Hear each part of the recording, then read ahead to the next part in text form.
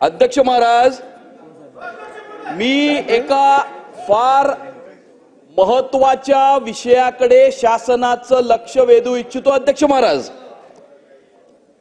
महाराज 8 जून 2020 रोजी दिशा सालियनचा संशयास्पद मृत्यू झाला होता. त्यानंतर हा मृत्यू ही सुसाईड आहे अशा प्रकारचा निष्कर्ष हा पोलिसांनी काढला आणि त्यानंतर त्याच्यावरती कोणतीही कारवाई झाली नाही. अध्यक्ष महाराज, महत्त्वाचं आहे. शासनाने डिसेंबर 2022 मध्ये या विषयासंदर्भातली SIT चौकशी नेमली होती. अध्यक्ष महाराज, या संशयास्पद मृत्यूच्या संदर्भामध्ये देशभरामध्ये नाही जगभरामध्ये मोठ्या प्रमाणावरती संभ्रमाचं वातावरण तयार झालेलं आहे. अध्यक्ष महाराज, संशयाचं वातावरण तयार झालेलं आहे. अध्यक्ष महाराज, आणि त्यामुळे तिचा संशयास्पद मृत्यू व्हायच्या आधी कुठली पार्टी झाली होती का, त्या पार्टीमध्ये कोण कोण सहभागी होते, कोणत्या विषयामध्ये मुळे तिचा संशयास्पद मृत्यू झाला किंवा खून झाला, या संदर्भामध्ये वेगवेगळ्या प्रकारचे प्रवाद हे समाज माध्यमांच्या मार्फत विविध समाजातील लोकांच्या मार्फत हे समोर येत आहेत. अध्यक्ष महाराज, SIT चौकशी नेमूनही 2 वर्षाच्या नंतरही अजूनपर्यंत या संदर्भातला कोणताही निष्कर्ष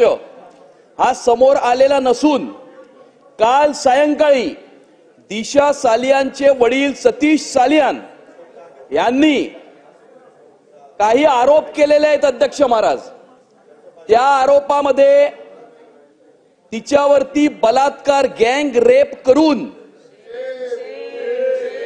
तिचा खून करण्यात आला अशा प्रकारचा संशय त्यांना आलेला असून त्या संदर्भामध्ये माननीय न्यायालयाच्या समोर ते याचिका करीत आहेत. अध्यक्ष महाराज, त्यांनी असं सुद्धा म्हटलंय अध्यक्ष महाराज की त्यावेळेला जे सरकार होतं महाविकास आघाडीच्या सरकारने त्यावेळेला हे प्रकरण दाबण्याचा प्रयत्न केला. अध्यक्ष महाराज, त्यांनी असाही आरोप केलेला आहे की त्यावेळेला मुंबई शहराच्या ज्या महापौर होत्या त्यांना भेटल्याच्या नंतर त्यांची दिशाभूल करण्यात आली, त्यांना समाज माध्यमांसमोर किंवा इतर माध्यमांसमोर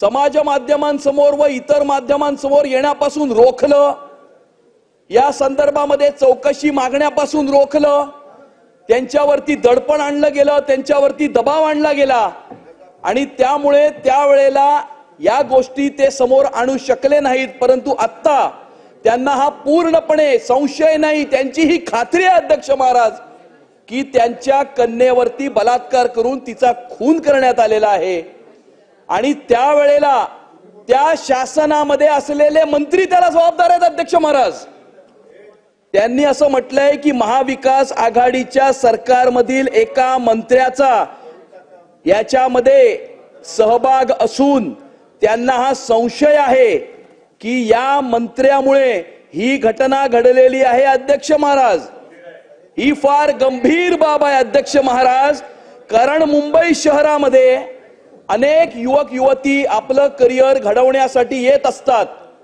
आपल्या डोळ्यामध्ये स्वप्न घेऊन या ठिकाणी ते येत असतात. मुंबई हे स्वप्न नगरी आहे. अध्यक्ष महाराज, आणि अशी स्वप्न घेऊन या शहरामध्ये राहणाऱ्या युवक युवतींवर अशा प्रकारचे अत्याचार होऊन अशा प्रकारे त्यांचा खून होऊन जस्ट बिकॉज कुणीतरी फार मोठा पॉवरफुल व्यक्ती आहे, कुणीतरी सोन्याचा चमचा घेऊन जन्माला आलेला आहे. अध्यक्ष महाराज, म्हणून अशा प्रकारची घटना ही दाबली जाणं, त्याच्या कुटुंबियांवरती दडपण आणणं हे अतिशय गंभीर बाब असून या संदर्भामध्ये माझी शासनाला ही विनंती आहे. अध्यक्ष महाराज, एक मिनिट, माझी शासनाला ही विनंती आहे. अध्यक्ष महाराज, माझे शासनाला हे प्रश्न आहेत. अध्यक्ष महाराज, की डिसेंबर 2022 मध्ये जी SIT नेमली होती त्या SIT ने काय चौकशी केली, त्या चौकशीचा काय निष्कर्ष आला,